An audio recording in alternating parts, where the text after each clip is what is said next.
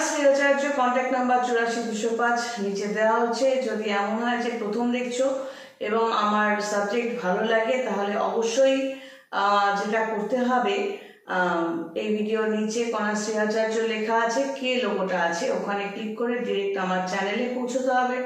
ওখানে গিয়ে সমস্ত আপডেটেড ভিডিওগুলো দেখতে পাবে পরপর স্ক্রল করে, যদি উপরে ভিডিও অপশানটা ক্লিক করো। এছাড়াও সহজ রাস্তা আছে, ফেসবুকে গিয়ে ফলো করলে সেখানে পরপর সমস্ত লিঙ্কগুলো দেওয়া থাকে, যে সাবজেক্ট পছন্দ সেটা দেখে নিতে পারবে।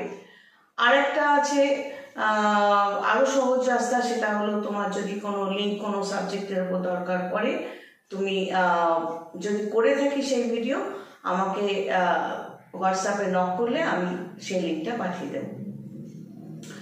আজকের সাবজেক্টটা হচ্ছে, আমি একই সাবজেক্ট ইংলিশে এবং বাংলায় করার চেষ্টা করব, কারণ অনেকেই আছে বাংলাটা বুঝতে পারে না, তারা ইংলিশ বা অন্যান্য ভাষায় অভ্যস্ত।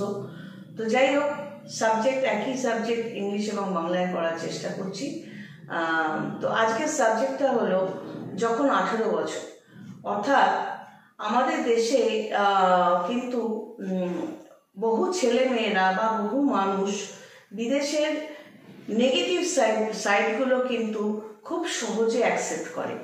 নেগেটিভ সাইড বলতে কি কি বোঝায় তার মধ্যে আর ঢুকলাম না। তো যাই হোক, বিদেশে বলতে কিন্তু বেসিক জায়গাটা বুঝতে হবে। ওরা বাচ্চাদের খুবই ভালোবাসে, বাচ্চাদের যখন দেখাশোনা করে তখন খুবই কেয়ারফুল থাকে।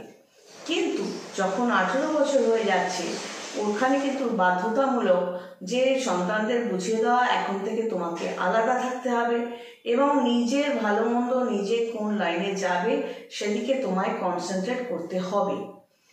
কোনো জায়গায় বিদেশে ছেলে বউ নিয়ে ড্যাং ড্যাং করে বাপের বাড়িতে উঠবে এবং বউ এসে তাদের উপর খবরদারি করবে, এটা তারা ভাবতেই পারে না।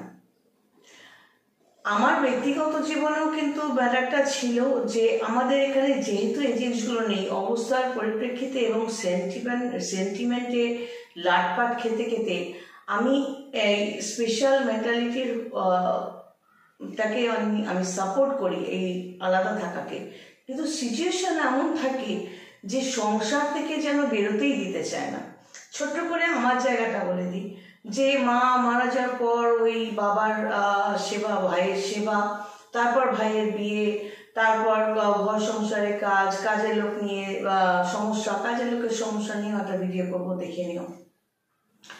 টাকা দিয়েও তাদের সার্ভিস পাওয়া যায় না, তো সেখান থেকে সমস্ত দায়িত্ব ঘাড়ে চেপে বসা। বাবা যেহেতু আমার বা ভাইয়ের বিয়ে নিয়ে কোনো রকম মাথা ব্যথা করেনি, উনি বলতেন তোরা বিয়ে করে নি।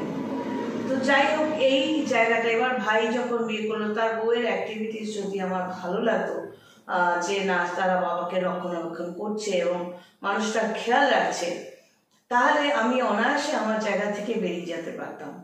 সেটা তো হলোই না। এদিকে যখন বয়স বাড়ছে, তারা টুনকিট টিটকিরও কাটতে শুরু করে দিল। আমার সত্যি বিয়ে করার ইচ্ছে ছিল না, কিন্তু সমাজের চাপে, অবস্থার চাপে পড়ে আমার নাকি বিয়েই হবে না। মানে আমি দেখতে শুনতে এতটাই খারাপ এবং আমার যোগ্যতা এতটাই কম। যাই হোক, পেপারে দিলাম, এটা বহুবার বলেছি। তো অনেকেই যখন ইন্টারভিউ দিতে এলেন, তার মধ্যে আমার হাজব্যান্ডও ছিলেন, ওনার কেউ ছিল না, সেই জন্য উনি আমাদের বাড়িতে থাকতেন। এবং আমি আমার হাজব্যান্ড যখন আলাদা হয়ে যাব মানসিকতা স্থির করেছি, তখনই শুনলাম যে ভাইয়ের বয়সে তারা আমার অবর্তমানে দলিল করে নিয়েছে। এভাবে দলিল করাটা কিন্তু বেআইনি। 2 সন্তানকে উপস্থিত রেখেই আমার বাবার করা উচিত ছিল। তো আমার বাবা একজন রত্ন ছিলেন, তো তার কথা নাই বললাম, যেহেতু উনি বেঁচে নেই। অন্য টপিকে যেতে হচ্ছে, জায়গাটা বোঝাতে যে আমাদের সিচুয়েশনগুলো এমন হয় যে চাইলেও বেরোতে পারি না। তারপর তারা সেই রকমই এত দায়িত্ব নিল যে বাবা তাদের সাথে খাওয়া দাওয়া বন্ধ করে দিল।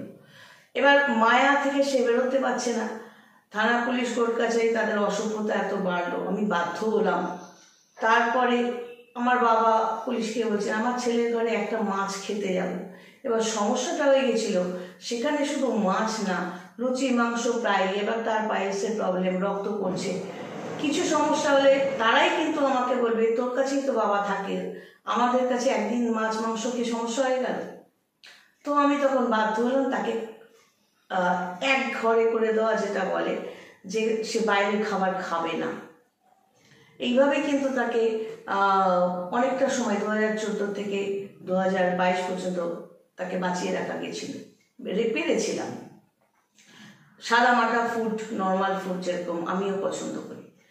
তো এই পরিস্থিতির চাপে পড়ে কি হয়, আমি বলে না, অনেকেই নিজের কেরিয়ার গড়তে না গড়তেই সমাজের একটা চাপ আসে বিয়ে। এবার বিয়ে করে আমি বা তুমি, মানে ছেলে বা মেয়ে কোথায় থাকবে, তার জন্য তার যে মানসিকতা, সেটা করতে না করতেই বড়দের একটা চাপ আসে, তাদের টেক কেয়ার করতে হবে। মানে পুরোটাই যেন একটা মানে ঘেটে যাওয়া কন্ডিশন। তো এই জায়গাটা থেকে এবার বড়রা যা তাদের দেখবে মেন্টালিটি এরকম হয়, প্রথমেই তারা সমালোচনা করবে, তোমার বিয়ে হয়নি, আচ্ছা বিয়ে যদি হয়ে গিয়ে থাকে থাকো কোথায়, কটা ছেলে মেয়ে কেন নাওনি, আরে ছেলে মেয়ে কে নেবে না নেবে সেটাও এইসব সুকল বড়দের, মানে কুটনি বুড়িদের, বুড়ো বুড়িদের কাজ। কুটনি বুড়ো বুড়ি বলে না, খালি কুটকাচারি করে। মানে আমাদের দেশের ছেলেমেয়েরা কিন্তু এই দায়িত্ব নিতে নিতে নিজেদের শেষ হয়ে যায়। এবার এটাও বলি যে আমার বাবা কিন্তু না আমার জন্য বা আমার ভাইয়ের জন্য কোনো রকম তার মেন্টাল সাপোর্ট কিন্তু ছিল না। হয়তো উনি টাকা দিয়েছেন, কিন্তু মেন্টাল সাপোর্ট একটা ছেলে বা মেয়ের বড় হওয়া, নিজেদের কেরিয়ার তৈরি করার জন্য, সেটা কিন্তু বলতে হবে আমার ভাই কিন্তু নিজের দমে নিজের জায়গাটা করে নিয়েছে, এবং আমিও আমার জায়গাটা করেছি। এবং আমার স্ট্রাগলটা হয়েছিল যে সংসারের মধ্যে লাটপাট খেতে খেতে তাদের সাথে থাকবো না বোঝানোর পরও তার বউশালী শাশুড়ি এসে বুঝিয়েই ছাড়লে যে আমি তাদের সংসারে আগুন লাগাচ্ছি বা তাদের অপমান করছি। এই যে কি মারাত্মক কন্ডিশন, এবং সেখান থেকে বেরোনো, মানে ভগবান সঙ্গে না থাকলে আমি পারতাম না, এবং পুলিশ সঙ্গে না থাকলে, মানে তাদের রাফ অ্যাটিটিউড, নোংরা ভাষা, এবং সঙ্গে প্রতিবেশীদের একটা কিছুই না, বেসিক জায়গাটা ছিল হিংসে। কারণ আমার ফেসবুকে আমি লিখেওছি, পুরনো পাড়ায় যতগুলো মানুষ ছিল সব খেদি পেঁচি বা কুটকাচারি করা কুটনিপুরি, মানে টোকা মারলে, মানে অন্ধকার হলে তাদের দেখা যায় না, কিন্তু টুথপেস্টের অ্যাডভার্টাইজ দাঁড় দাঁড় করে সারাক্ষণ দেয়, তার মধ্যে ডাল ব্রেন। কিছু শেখার, এই গত 24 বছর দেখলাম না তারা কিছু শিখলো বা ভালো কিছু করলো। ঘটা করে পুজো করে আর পুজোর জায়গায় তাণ্ডব করে, ভালো মানসিকতা নেই। তো এটা আমার ক্ষেত্রে নয়, বহু ছেলে মেয়ের ক্ষেত্রে এগুলো হয় না। তো বাড়ির সাপোর্ট, এদিকে কুটকাচারি করার লোকের অভাব নেই, টোন কাটার লোকের অভাব নেই। যখন আমার বাবা আমার ভাইকে সাপোর্ট করছেন না, আমি তো বুঝতে পারছি যে সে কিভাবে লড়াই করছে তার নিজের জায়গাটা পাওয়ার জন্য। আমার কিছু করার ছিল না, সংসার সামনে আমি নিজে বুঝে উঠতে পারছি না যে আমার জায়গাটা আমি প্রকাশ করব না করব না, কি করব। করলেই তো বাবা টাকা বন্ধ করে দেবে, বলবে তোদের টাকায় তোরা চল। তো এমন একটা সিচুয়েশন তৈরি হয়। এবার বয়স হলে কি হয়, তারা শরীর ছেড়ে দেয়, চলতে পারে না, বসতে পারে না, নড়তে পারে না, পারলে খাইয়ে শুয়ে দিলে ভালো হয়। তো এই যে মানসিকতা, এটা বিদেশের মানসিকতা নয়। যারা ছেলে মেয়ে জন্ম দিচ্ছে তাদের উচিত ছেলে মেয়েদের বোঝানো যে 18 বছর পর্যন্তই তোমার পড়াশোনার জন্য যা কিছু করার জন্য আমরা সাপোর্ট করব, তারপর তুমি তোমার বউ নিয়ে এসে আমার ঘরে ঢুকবে না। আর মেয়েকেও বলতে হবে তুমি বিয়ে করো, চাই নিজের পায়ে দাঁড়াও, নিজের মতো করে দাঁড়াও। এবং সেখানে কোনো মেয়ে যদি হোস্টেলে থাকতে চায় বা ব্যবসা করতে চায়, সেখানে প্রশাসনকেও এগিয়ে আসতে হবে তাকে সাপোর্ট করার জন্য। অন্যান্য মানুষদেরও করতে হয়, মানুষের বা প্রতিবেশীদের থেকে সাপোর্টের কথাটা বলাটা বোকা বোকা, কারণ প্রতিবেশীরা অন্তত করে না, যে প্রতিবেশীদের মধ্যে বড় হয়েছে। এবার স্বামী স্ত্রীর মধ্যে এই যে ধরো অনেকেই বলে আপনি একা, ছেলে মেয়ে নেই, কে দেখবে? ধরবাটা তোমার ছেলে মেয়ে, তুমি বড় বলে হাঁকামোতা করে বসে থাকলে তোমাকে দেখবে? কটা ছেলে মেয়ে দেখে? প্রথম কথা, একতরফা ছেলে মেয়েদের দোষ দিয়েও তো লাভ নেই। যে বাবা বা মা ইয়াং থাকাকালীন নিজের খেয়াল করলো না, সমস্ত ভালো ভালো কিছু সন্তানের জন্য। তার নিজের শরীরেরও যে কিছু ভিটামিন দরকার করতে পারে, কিছু প্রয়োজন থাকতে পারে, তাকে ঠিকঠাক মতো চলতে হবে, সেটা তারা করছে না। তাদের আশা কি, যখন আমার বয়স হবে তখন তুমি এসে আমার হাগামোতা পরিষ্কার করবে। স্বামী হলে বলবে বউ দেখবে, বউ হলে বলবে স্বামী দেখবে। এই যে মেন্টালিটিটা, এখান থেকে বেরোতে হবে। 18 বছর বয়স হলে যখন সন্তানদেরও নিজেদেরটা বুঝে নিতে হবে, তাদের ছাড়তে হবে। আটকে ধরে রাখলে তারা তো মানে এমনও হয়েছে যে আমাকে যখন বাধ্য করা হতো সংসারের কাজের জন্য, এই ধরো কাজ পড়া নিয়ে বসলাম, এই এটা করে দে, ওটা করে দে, সেটা করে দে। ছেলেদের ক্ষেত্রে অনেক সময় এগুলো হয়, একতরফা মেয়েদের সাথেই হয় তা না। ছেলে ধরো এই বাজারটা নিয়ে আয়, এটা নিয়ে আয়, ওর বা ওটা কর, সেটা কর, এরকম ভাবে একজনের উপর চাপিয়ে দিয়ে তারপর যদি অনেকটা সময় পরে বলা হয় তুই নিজের জন্য কি করলি, কিছুই তো করতে পারলি না। অনেক ছেলের ক্ষেত্রেও হয়, অনেক মেয়ের ক্ষেত্রেও হয়। হার্ট টাচিং এগুলো, হৃদয় বিদারক কতগুলো ঘটনা। আর পাড়া প্রতিবেশীদের তো আমি এক ঝটকায় ফেলে দিয়েছি। যখন মনে হয়েছে তু করে ডেকেছি, ভালো ব্যবহার করেছি, যখন মনে হয়েছে জোড়া পায়ে লাথি মেরে বার করে দিয়েছি। কারণ এগুলো জানোয়ার ছাড়া কিছু না। আমার বর্তমান প্রতিবেশীরা কিন্তু খুব ভালো, আমি পুরনো পাড়ার প্রতিবেশীদের কথা বলছি। তো যাই হোক, এরা বহু মানুষের সংসার ভেঙে দেয়, কোর্ট কাচারি করে, ভাই বোনের মধ্যে ঝগড়া লাগানো, ভাই ভাই ঝগড়া লাগানো, একটা ঘরের মধ্যে ঢুকে সেখানে অশান্তি সৃষ্টি করা করে এরা মজা নেয়। এগুলো জানোয়ার কতগুলো, এবং মানুষরূপী জানোয়ার। তো আমি এদের কখনো পাতে নিইনি, নেবও না। কিন্তু এই মেন্টাল স্ট্রেংথ এখনো পর্যন্ত যে আমি একা চলছি, আমার কোনো, এই যেমন গলাটা ভেঙে গেছিল, আমি আমার ফেসবুকে লিখেছি জীবনে 3 জন মানুষকে ধরে থাকলে ঠিকঠাক চলা যায়। সমস্যা হলে ডাক্তার আছে, নার্স আছে, আয়া আছে। লিগাল সমস্যা হলে প্রশাসন আছে, পুলিশ আছে, উকিল আছে। আর যদি মনে করো যে স্পিরিচুয়াল জায়গাগুলো জানার দরকার আছে বা সেইভাবে নিজেকে আপগ্রেড করবে, তার জন্য জ্যোতিষী আছে, তান্ত্রিকও আছে। এরা থাকলে আমার মনে হয় না যে স্পেশাল কোনো প্রবলেম হয়। আর মৃত্যু যখন আসে তখন যার ছেলে মেয়ে যে অনেক আত্মীয় স্বজনের মধ্যে রয়েছে, ভাবছে আমি সেফ, দেখা গেল সে আগাটায় কুগাটায় রাস্তায় এমন জায়গায় মরলো, সেই সময় তার পরিচিত কেউই উপস্থিত নেই। হয় নাকি? হয়তো। এবং একটা ঘটনা আমি বলেছিলাম যে আমার আমি যখন একা থাকছি আর কি, অনেকদিন, অনেক বছর হয়ে গেল, আমি খুব ভালো আছি, শান্তিতে আছি, কিছুর মধ্যে আমি থাকি না, কোনো কাজই পছন্দ করতাম না। কিছু মানুষ থাকে, মানুষরূপী জানোয়ার, গায়ে যেচে এসে তাদের ডাল ব্রেনের কতগুলো সাজেশন দেওয়া, অ্যাডভাইস দেওয়া, সংসার বাচ্চা এবং বাচ্চা বড় করা, এর বাইরে কিছু এরা জানে না। আমার এই ডালব্রেন পাবলিকগুলোকে ভীষণ অসহ্য লাগে।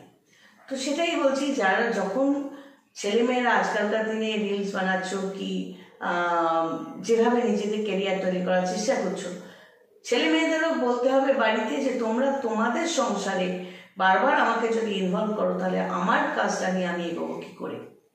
আর বয়স হলে আমি দেখবো আমার কর্তব্য যতটুকু সম্ভব নিজের কাজকর্ম ছেড়ে ততটুকু অবশ্যই করব। কিন্তু এটা এক্সপেক্ট করাটা উচিত না যে 24 ঘন্টা আমি যে কেরিয়ারটা তৈরি করলাম সেটা ছেড়ে দিয়ে তোমার হাগামতা পরিষ্কার করবো, আর তুমি খাবে কি খাবে না, কি খাবে, এই নাটক আমি করতে পারবো না। এবং বাবা মাকেও বুঝতে হবে যে ছেলের বউ এসে বা জামাই এসে কেউ এসে খবরদারি করবে, তার চাইতে ভালো তারা আলাদা থাকুক। আমরা আমাদের শরীর স্বাস্থ্য নিয়ে ভালো থাকি, সময় অসময় তাদের পাশে গিয়ে দাঁড়ালাম, একদিন থাকলাম কি 4 ঘন্টা থাকলাম, চলে এলাম। এবং আমাদের সময় ছিল আত্মীয়রা আসা যাওয়া, একটা মানে ভীষণ রকম অসুবিধা সৃষ্টি করা। হয়তো কালকে পরীক্ষা, ব্যাস চলে এলো আজকে আত্মীয়, হঠাৎ এই মানে ভীষণ রকম ঝামেলার ব্যাপার। তো এই জায়গাগুলো ডিপেন্ডেন্সি, সেন্টিমেন্ট, এর মধ্যে সেন্টিমেন্টের কোনো ব্যাপার নেই। আজকে যতক্ষণ একটা 18 বছর হওয়ার পর যদি স্প্লিট আপ হয়ে যায় বাবা মা এবং সন্তান, তাকে নিজের মতো করে তৈরি হতে হবে। বাবা মাও করবে না যে সন্তানটিকে বারবার নিজেদের কাজের জন্য ইনভলভ করা।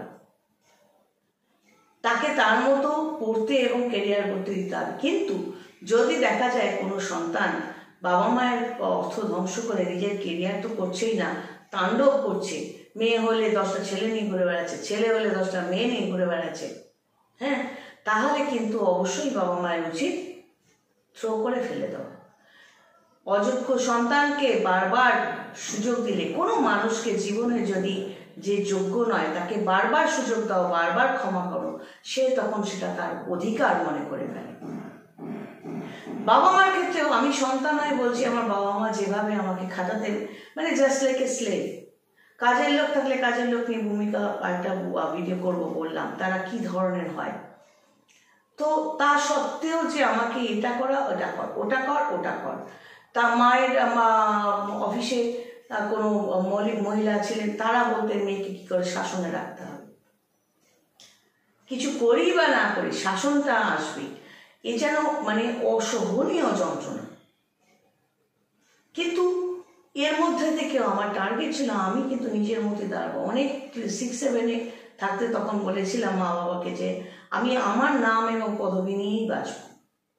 তোমাদের দেওয়া নাম এবং পদবি যদি সরকার অ্যালাউ না করে ব্যাংকিং ক্ষেত্রে বা বিভিন্ন জায়গায়, আমি এফিডেভিট করিয়ে নেব।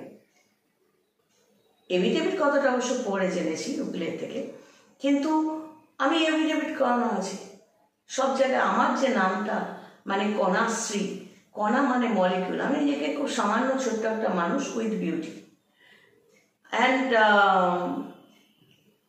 আচার্যটা যেহেতু এই অ্যাস্ট্রোলজিতে অনেকগুলো ডিগ্রি আছে, আচার্য পদবিটা পাওয়া, তো এই নামেই আমি বেঁচে থাকতে চাই শেষ জীবন পর্যন্ত।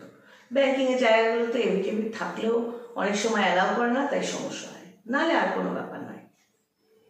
নাম ভারিয়ে বা নাম লুকিয়ে আমি চলার লোক নই।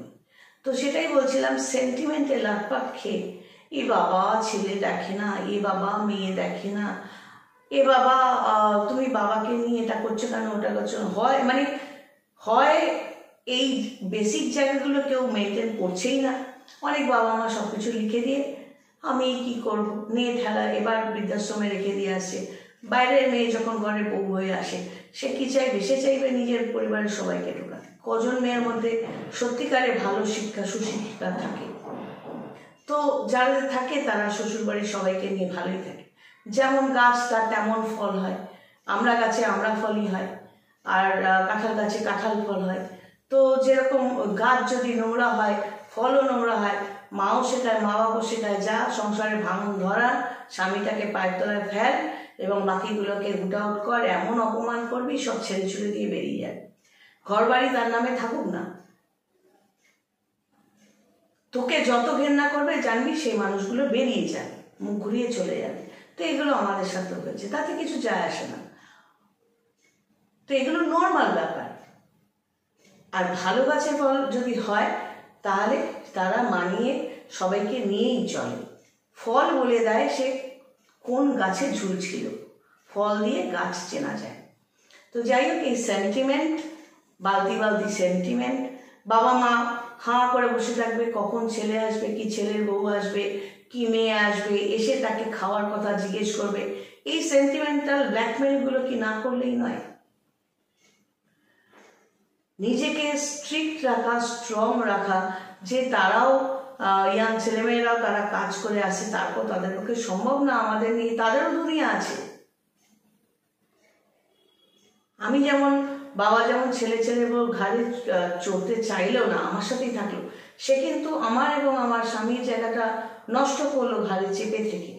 নিজে কিচ্ছু করবে না, যত রকম অসহযোগিতা এবং যত রকম কুটকাচালি মন্ত্র তার কাছে ছিল।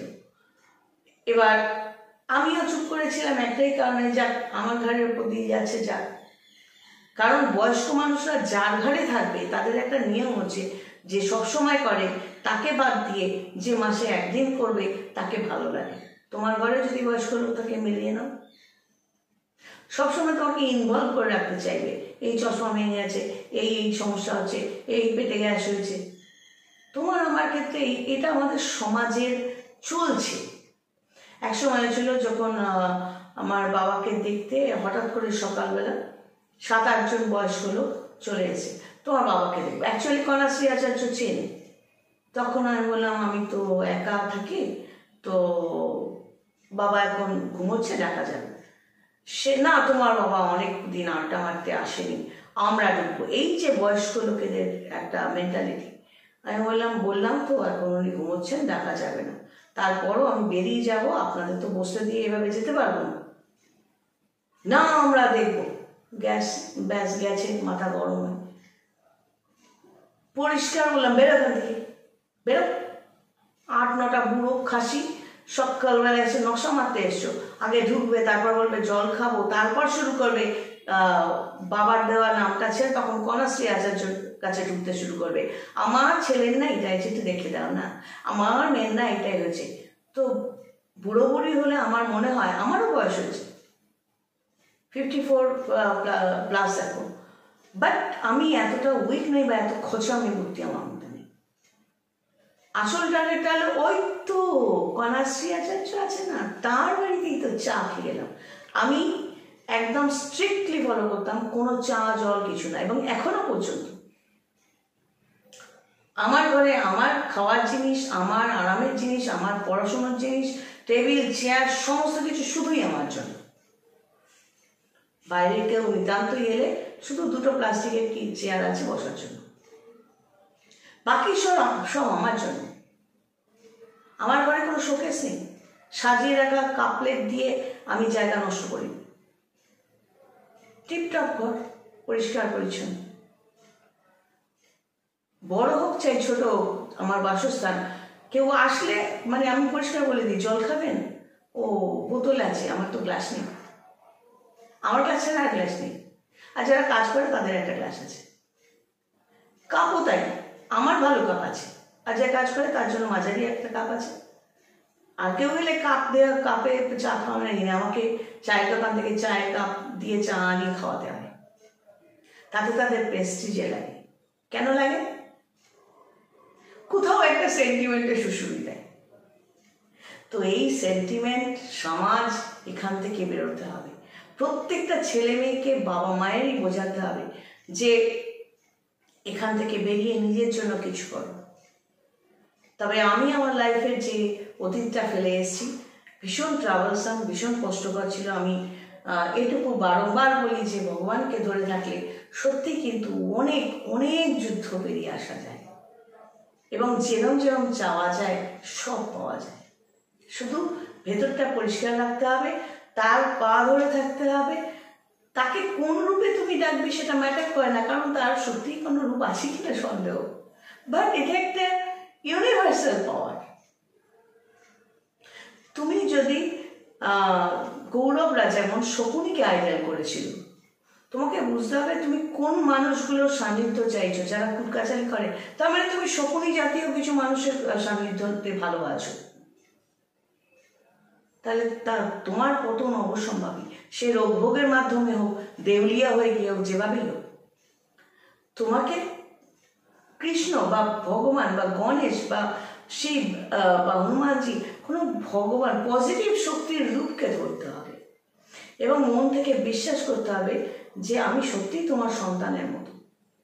সত্যি বিশ্বাস করো, আমি জীবনে এক চুলো ঠকিনি। যেরমভাবে নিজের পড়াশোনা এগিয়ে নিয়ে যেতে চেয়েছিলাম আমি পেরেছি। 1 ক্লাস পিএইচডিটা পর্যন্ত আমি টাচ করতে পেরেছি। নামের আগে ডক্টরেট কথাটা সবসময় লিখতেই পারি, লিখি না, হোয়াটসঅ্যাপে ছবিটার ওখানে লিখিয়ে দিই। তো এই সেন্টিমেন্টের লাটপাট খেয়ে, প্রেম ভালোবাসায় লাটপাট খেয়ে, আচ্ছা বলো তো যারা প্রেম করছো, এই সমস্যা ওই সমস্যা, নিজের পায়ে দাঁড়ালেই না, বাপ মা পয়সা দিচ্ছে পড়ার জন্য, আর তোমরা গিয়ে ঝোপঝাড়িতে গিয়ে হোয়াটসঅ্যাপে এই করছো সেই করছো, মেসেজ দিচ্ছ, তাদের লাভের লাভ কি হচ্ছে? সময়টাই তো যাচ্ছে। যাই হোক, এই 18 বছরের কিস্সা আজকে শেষ। আবার অন্যভাবে অন্য ভিডিওতে আসছি। সবাই ভালো থেকো। God bless, take care.